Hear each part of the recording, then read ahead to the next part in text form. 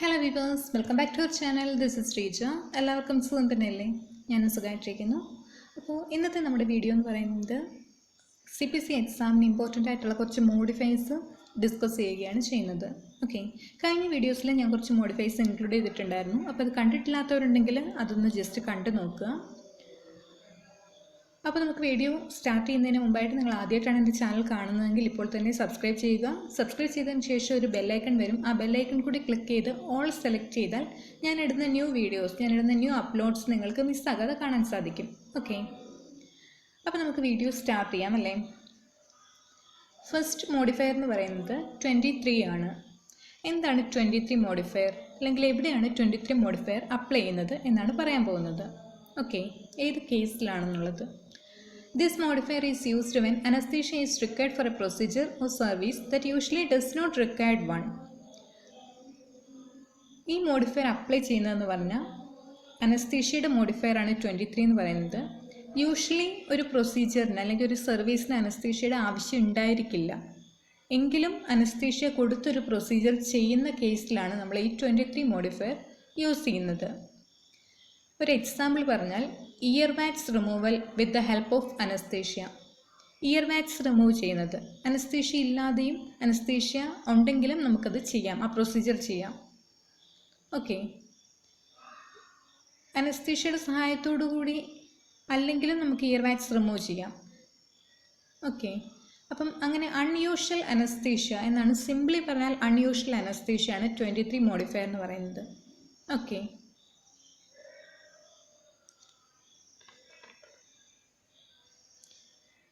Next modifier ആണ് 62. എന്താണ് 62 modifier, എവിടെയാണ് 62 മോഡിഫയർ അപ്ലൈ ചെയ്യുന്നത്?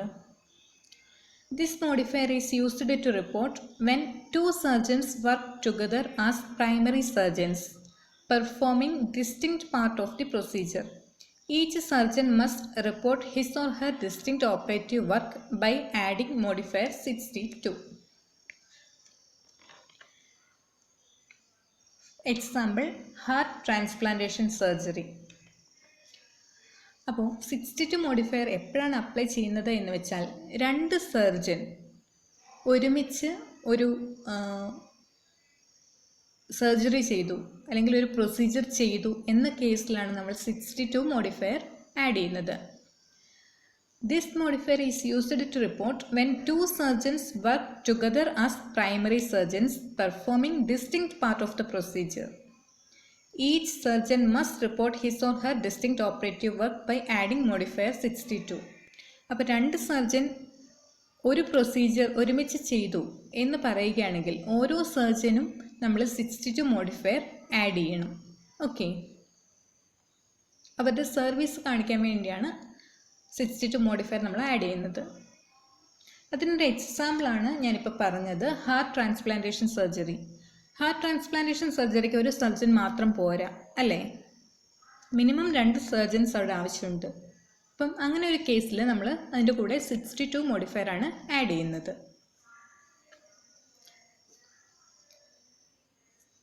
നെക്സ്റ്റ് മോഡിഫയർ ആണ് 66. Under some circumstances, that is highly complex procedures, often different specialties of surgeons join the surgical team.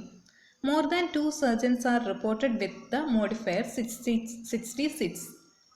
അപ്പം 2 surgeons ഒരു procedure ചെയ്താൽ ഏത് മോഡിഫയർ ആണ് എന്ന് ഞാനിപ്പോൾ പറഞ്ഞതേ ഉള്ളൂ. അപ്പം 2ൽ കൂടുതൽ സർജൻസ്, ഓക്കെ, ഡിഫറെൻറ്റ് സ്പെഷ്യാലിറ്റിയിലുള്ള സർജൻസ് സർട്ടൺ സർക്കംസ്റ്റാൻസസിൽ ഒരുമിച്ച് ഒരു ടീം വർക്കായിട്ട് ചെയ്യുന്നു. Different specialities of surgeons join the surgical team. ആ സർജിക്കൽ ടീമിൽ ഡിഫറെൻറ്റ് സ്പെഷ്യാലിറ്റീസിലുള്ള സർജൻസ് ജോയിൻ ചെയ്യുന്നു.